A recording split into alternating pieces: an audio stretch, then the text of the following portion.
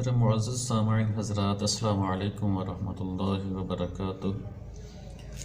हमने पहली वीडियो में लेसन नंबर 4 तक, सबक नंबर 4 तक पढ़ लिया था और आज की इस वीडियो में इंशाअल्लाह अल्लाह ताला के फजल व करम से लेसन नंबर 5 में पढ़ेंगे कि इसमें क्या चीज़ है, किस तरह इसको पढ़ेंगे।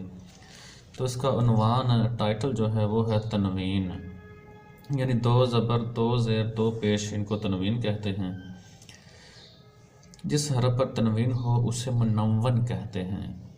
तनवीन नून साकिन होता है जो कलमे के आखिर में आता है, इसलिए तनवीन की आवाज़ नून साकिन की तरह होती है।